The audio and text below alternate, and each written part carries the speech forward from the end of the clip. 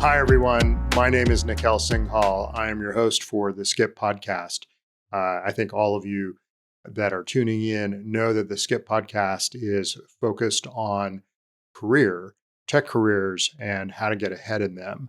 I've always called it the Skip because I want to think long term. I want to think about how to get ahead, maybe in your next job, but then the job after that. And 2023 has been a really, really challenging year for people with careers. I think I've spent more time in career conversations this past couple months than I had in the previous four, and certainly in the last 6 months than the previous 18. There's just so much uncertainty in the market that I wanted to do a series of episodes where I just talk to you as though I'm coaching you through some of the big common questions that a lot of you had, either that are listening to the podcast or folks that I coach directly. So this particular episode is focused on growth companies. And more importantly, companies that were growing that weren't growing as much in 2022 and may not be growing at all in 2023 and beyond. These sort of ex-growth companies are really on my mind these days. And so a lot of today's discussion is going to be focused on, should I be leaving one of these growth companies? Or should I even consider joining one of these growth companies? So, as you know, I tend to focus this podcast on product managers, though honestly, a lot of the folks that I've been talking to aren't just product managers and they aren't executives. They're folks that are at different levels of the organization. They're folks that are at different functions in the organization. So I think that the notes that I'm going to share with you about growth and ex-growth companies really apply universally. But I do tend to lean towards the product management function because I have the most expertise and I certainly spend the most time with them. So when I think about choosing the next job, I think most of you know that I always start with stage of company. The stage of company, I think, is the most important piece. It's not the name of the company, it's often the stage, because companies at the same stage tend to have the most similarities.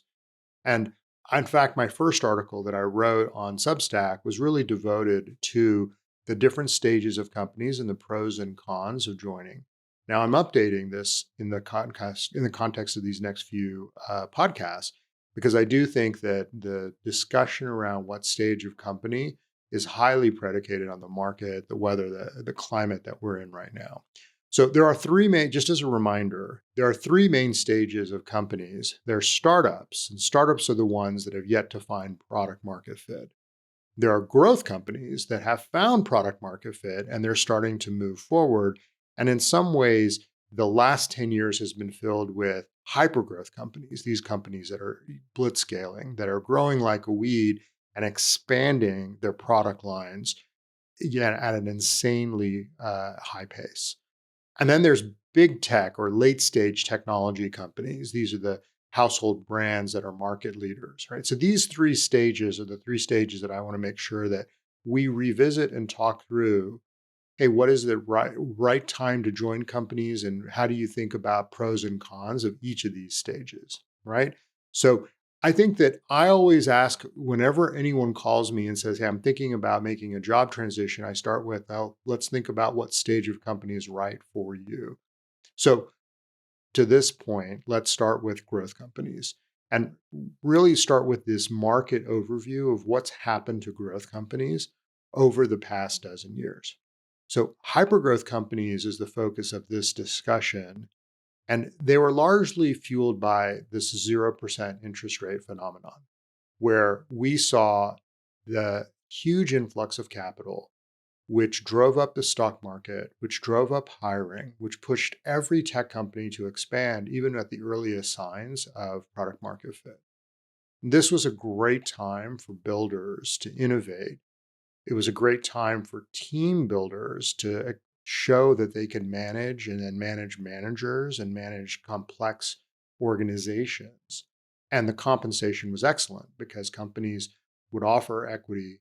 The equity would go public, and then there would be a huge uplift, which is why, the stock market, the real estate market, and other markets just really kind of took off during this time.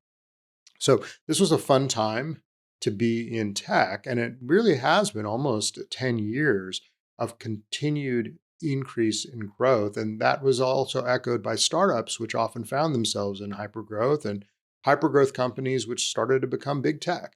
So this was a great, great phase. And I spoke about, as a product manager, this was one of the best phases to join, because at this stage, you were doing things around, you were learning to manage teams, you were expanding product lines, you were managing organizational ambiguities, and you were making great money and building brand. So the question that I started to think through over this last few months is that still true? So about 18 months ago, the market shifted. I think all of you know that sustainability became more important than growth. This triggered the number of layoffs that we've seen, and it triggered a complete reversal, in my opinion, of even some of the functions like product management and management in general.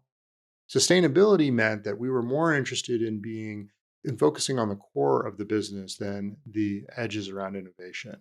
It meant that repeatability around your growth was more important than showing quick growth and capturing market. And it impacted all the different phases. Whether you were in big tech and growth companies or startups, everything was going to be fundamentally different. Well, clearly, it should have an impact on career as well. With the market down, with layoffs, and with good companies increasingly hard to spot, let's spend a little time now examining what the impact of these market changes have had to the executive team in these ex-growth companies and the compensation. And then we'll be able to talk through what advice that I have for folks that are in those companies or folks that are considering joining. And I do call them ex-growth companies, not because I'm passing judgment, because these companies were up and to the right. They were growing at an insane rate because they were fueled by a lot of the venture money that was available. And then all of a sudden, now they're being asked to become efficient. When you've been growing at a hyper rate, and now you've been asked to complete reverse course to be sustainable,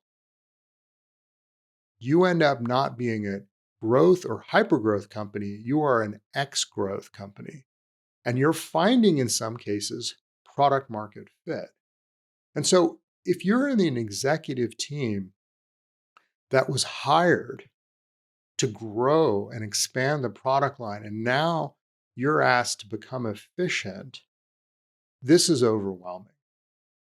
The most obvious and simplest example is you were spending almost all your time in interviews and hiring, and now you're being told to lay off. The exact opposite. And so, yes, you spend a lot of time now managing organizations and thinking through who the right people are. But then once you pass through that, a whole lot of your time is not focused in this arena around people and team building. You're now focused on product market fit and efficiency. It's not entirely clear that the executive team is actually qualified or motivated to go after this problem. And in fact, in most cases, the answer is no. It's kind of a drag to be, constantly at the top of the class and be growing, and then all of a sudden be laying off and managing the day-to-day, numbers, and actually going from growth to product market fit is a very, very different skill. If you meet people that are great at product market fit, they're much closer to the ground. They're much closer to crafters. They don't really have as much experience or interest in managing and building teams or organizations. But that's what was hired to get through this scales and this stage. And so if you're a young founder and you were told for years that you are going to be a unicorn, you are worth billions, your confidence in your ability to scale is at an all-time high. You might have taken money off the table, in fact, and your management team might have done that. And now you're being told that, look, the thing that you built actually may not even be working on the most basic level. Go back to the garage. Go take your company, burn it down to just the core people and restart. This is at minimum insanely fatiguing. And so what is happening to these management teams in the marketplace? Well, I can speak to it through the lens of the CPOs that are in my Skip community and for the CPOs that I tend to spend a lot of time with. What they're reporting is, look, most of these growth management teams, the managements the executives that were hired to help shepherd through hypergrowth are either getting fired or they're getting layered. The CPO, for example, is getting fired because they don't necessarily have the skill or they weren't hired with the skill to drive product market fit or focus on the core. And so it's a product skill mismatch. Or they aren't getting fired, they're getting layered under founders or hired executives that have seasoned through product market fit, that have bigger brand names, who they don't have to take as much market risk against. Or they're clubbing the product management and the engineering roles together into the CPTO type of function. And so the concept is, boy, let's bring fewer leaders around the table who are more experienced at this next stage. Let's make sure that the founders are back in charge. Or if it's not the founders, let's go get folks that are motivated by this problem. Even if they have the managers in place that have the skills, a lot of times there's not enough patience to test that out. It's much better to find the right ones now. And the CEOs themselves are circling the wagons and saying, look, I don't need 8 direct reports. I need a handful of folks that I can trust. And I'm trying to streamline the organization. So the layoffs are leading to a lot of org changes. And unfortunately, the consistent message that I hear is that these CEOs or these board of directors or these management teams really do tend to have a lot of anxiety, and they're exerting a lot of pressure on the leaders in the organization. I think those of you that are listening to this podcast that are working in these ex-hypergrowth companies, they feel this in an insane and acute way. CEOs are leaning directly into product, actually dictating how products should be built. They're pushing the teams very hard, expecting there to be a quick turnaround, pushing on, whether it's return to work or more hours. The cultures are actually becoming more aggressive. They're becoming almost toxic in some cases as more and more panic is setting in, because there's a worry that how are we going to be a multi-billion-dollar company if we don't have a product that's actually working? And so it's natural, I would say, for the leader to be in charge to realize that they have a lot of change, they have very little time, and they need to get the right people in place. And so this impact to the executive team trickles down into the culture, it trickles down into people that they're being identified, it trickles down into management opportunities and just generally what it's like to be in those organizations. So as we think about compensation, compensation was great in these companies. They would issue private stock, IPO would come, big run up in price, and there's lots of equity upside. And I think the story is pretty well understood. And what I would observe is that executives were disproportionately impacted by this, because most executives see a huge percentage of their compensation in equity. And so the executives were really in a great position. And the more senior you are, the more you would see value out of this. Now we know that these valuations have come down. And I just want to make sure that we take a moment and just talk through this. If you're in a public company and listening to this podcast, you know this better than anyone. You know that your stock was at a really, really high level. And, whether it was a $300 or $400 stock and now it's at $70, $80 stock, and maybe in the last few months you've seen some improvement, but you know what that drop is like. But if you're in a privately held growth company, or maybe ex-growth company to be more accurate, you just actually don't know what that valuation is, but you can assume that you're not immune to the market conditions. And I think this is something that the companies, to some extent, take advantage of because they're not public. You don't have a daily ticker of what the valuation is. People assume that maybe it'll all work itself out. And what I'm here to tell you is it probably won't.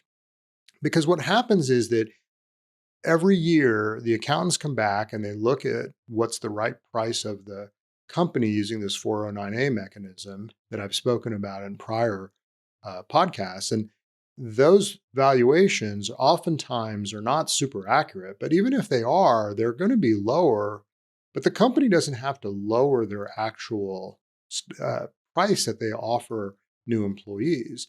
They can wait until they either think it's rock bottom or not at all. And so there isn't really a clear way of understanding what's the true value. But if you look at a company that's comparable in the public market, and that company has dropped 70, 80%, you should kind of assume that your stock has dropped 70, 80%. And that means that if you received, 100,000 shares, and that 100,000 shares was going to ultimately give you a market value that you thought was worth joining, and now that thing is worth 10,000 shares because of a 90% drop, or 30,000 shares because of a 70% drop, you're not going to make anything close to what you thought you were going to make. So most of the executives that I talk to that are at these ex-CPO, they're at these ex-growth companies, they're essentially making 1/3 of what they thought they would make if they are lucky enough to go liquid or get acquired. So what I'm suggesting is the compensation at these ex-growth companies are almost in a situation where there is not going to be money to be made of any substance on your equity. The math just won't work itself out unless somehow the company goes public or they remedy through a bunch of additional stock, which then, of course, requires you to stay for an additional period of time. And the company just finds a way to get product market fit and go back to growth. But these are very, very tough things to achieve for both the company to have the ability to invest in their employees in this manner, or for the employees to be interested in staying and going through that period of time. So let's talk about the advice that I want to give in light of this. So if you are considering an ex-growth company to join, or you sit at an ex-growth company, and what I mean by that is a company that was so-called unicorn status prior to the market correction in the stock market. We all know that that's been about 12, 18 months time period. If you're in one of these companies, my candid advice is that the culture will probably continue to get worse until you find the right product market fit and right size, the size of the team. And that's going to make working there difficult. You probably won't make money on your equity because you'll need those years for the company to return to the valuation if you're lucky enough to find that product market fit.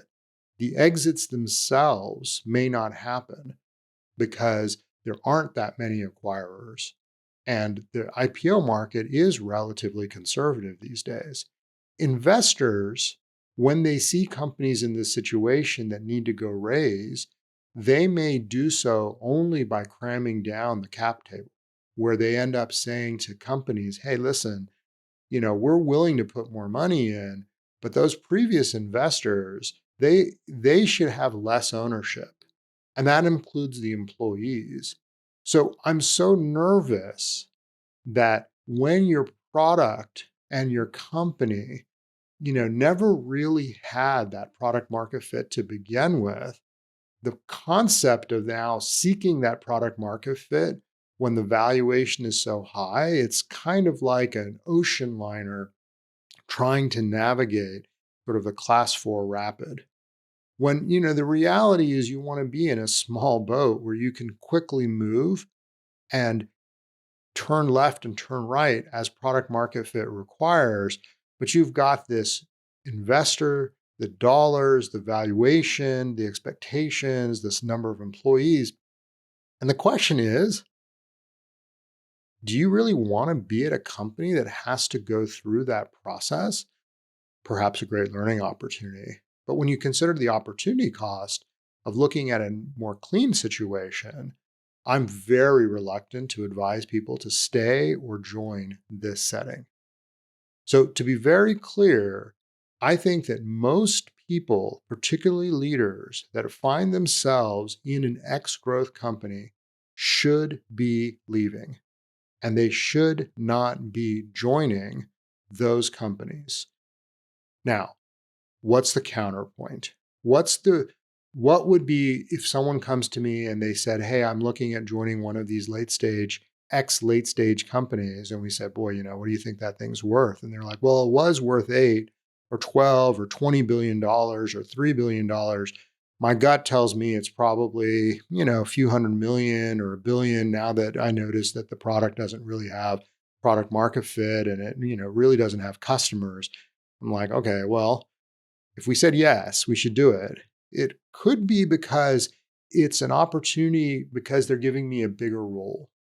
Hey, you know what? They're willing to take a risk on me, and I can be a number one or I can be a number two, and no one else is going to do that.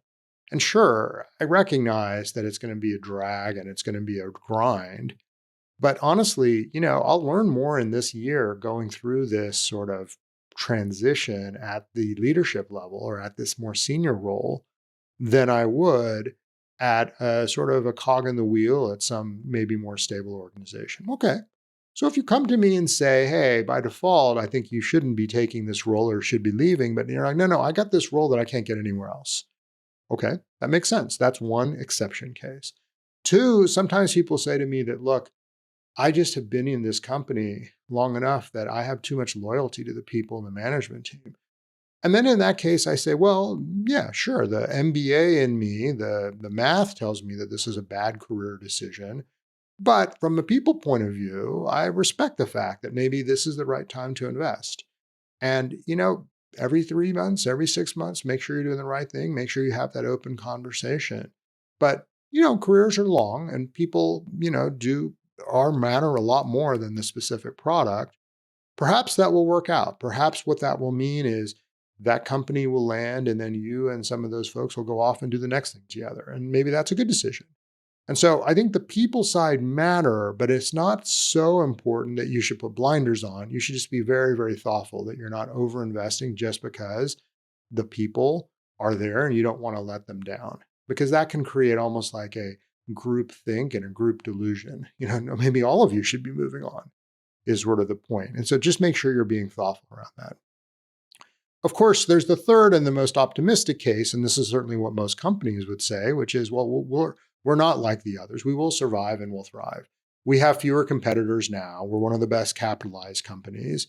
If we stay long-term focused, today's a bad day, tomorrow's a bad day, but eventually we'll make it through. And there's lots of examples of companies that have really struggled and then they found their way out of it. It's possible, but it's pretty unlikely just because we haven't seen a set of companies that had such high valuation become so low valuations in such a short period of time and then recover. But I think that the answer on this one would be you look at, for example, the product and the customers, and you decide that there's something real there. And you're like, "Look, I think that maybe we got a little ahead of our skis. Maybe during COVID, maybe during this 0% interest, we just overblew the company. But we had something real, even before a lot of the growth was happening. And if we were to pull that away, there's still something very important. There's a great business here. It's a great set of customers. And perhaps we're not a 500-person company. Perhaps we're a 200-person company. Perhaps we're not an $8 billion company, but we're a $1.6 billion company. But frankly, a $1.6 billion company with 200 employees going after an important problem, and we're one of the market leaders, could become very substantive long-term. Great. That's a fine answer, but does require you to be capitalized well. I don't want you to go through that scenario and then come out the other end and say, "I didn't make any money." Like, let me get this straight. You were going to make $1.5 million a year. Now we agree that we're probably making 400,000 a year. Your company isn't giving you any equity to bridge this. You think it's going to take 3 years to get back to where you were. And you may want to leave this company somewhere in the 5 to 7 year range of tenure. And you think that at the end of that, you may end up on average making 400 or 500K, not 1.4 or 1.5 as you thought. That's just a bad financial decision. If you can't get the company to recognize that, I get that this one may sort of succeed, but it's going to succeed on the back of you pulling it forward and not getting paid. So that doesn't make sense. You should be better off in that example, leaving the company, going to a fresh start, sure, you'd have to start over, but at least you get paid properly. And payment is in of itself not the only factor, but it is the greatest source of frustration and disappointment. When I talk to people that have gone through this, they have tremendous resentment because they work so hard to let this company not only survive, but eventually get it thrive. And if they don't feel like they've been paid, they 10x their resentment. And in some cases, they even leave tech because they feel like they have gotten nothing to show for it. So this is why I'm trying to protect folks to say, look, if the culture is off to the point that it's such a grind because you feel like you fear for your jobs because the folks that are going to basically get paid the most are now struggling and not sure if this is how to manage the company, and you aren't necessarily even also getting paid, I'm not sure it even matters if the company is going to survive. There are plenty of fish in the ocean. Maybe it's worth looking at something else. And ultimately, that's the reason why that you need to look at today's situation almost with fresh eyes. That this sort of past career framework, and I will be the first to admit that, look, I've always said, even for product management, that product management it's the most interesting at this hypergrowth stage because you get to scale and expand at the same time. Well, expansion is not happening. And so maybe this is maybe the worst stage, the ex-growth stage, because the expectations are so far off. Okay. Well, lastly, let me think when I look at growth companies, the question is, well, are there any growth companies left? Are you throwing out all growth companies as basically non-existent and everything's either a startup or a late stage? And the answer is no. No, there are far fewer current hypergrowth companies, but they do exist. They are different than in the past. These companies perhaps survived and thrived during the market correction, or perhaps these companies were born relatively recently. Maybe some of the AI companies fit into this category. They're built differently and they're really interesting and similarly very desirable to join, but they're not in blitzscaling mode. They're hiring far more carefully, but their product is really getting pulled, by customers, and they are starting to win. Now, these companies are going to be some of the best to join, but they're the most competitive to join as well because they're so desirable.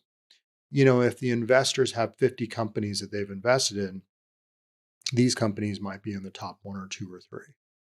And so what's going to happen in these companies is they're going to receive the greatest concentration of talent because they can keep the bar high. They can offer smaller roles to folks that are typically leaders, and they can build those companies with the highest quality folks with the fewest number of competitors and with the endorsement from some of the best investors in the industry. So I love these companies to join. And if you can get in one of them, this is what happened when the markets corrected in the past. Some of those companies that survived and thrived or were born during this era became some of the biggest winners. It's just harder to find those companies. They're harder to join because it's competitive. But if you're in one of those companies, it's worth staying. So I just want to make sure that I'm describing ex-growth companies, not this new crop of growth companies that are much more prudent and much more conservative. The fact that talent is getting concentrated creates these so-called mafias that end up becoming very, very powerful in the industry. But I just think that there are so few of those compared to the vast majority of you who are working in these ex-growth companies or considering leaving, joining, that I am focusing this discussion on. Be wary. So as I kind of conclude this episode, I am just suggesting to you that, look, what was the best phase is now probably worth avoiding. I think that if you're convinced that there's a setup for a future role or that it's one of these rare, healthy, pure companies, absolutely consider it. But otherwise, I really hope you think very carefully about your decision to stay or consider those companies to join, and instead focus on some of these other phases of companies, which I think are far more lucrative. The next episode will speak to big tech, and we'll also kind of touch on startups and other kinds of stages of companies that one might be interested in joining. Until then, thanks for tuning in and appreciate all of your help with the Skip podcast. We'd love to see if you could leave a review. Please share it with your friends. And until next time, thanks and take care.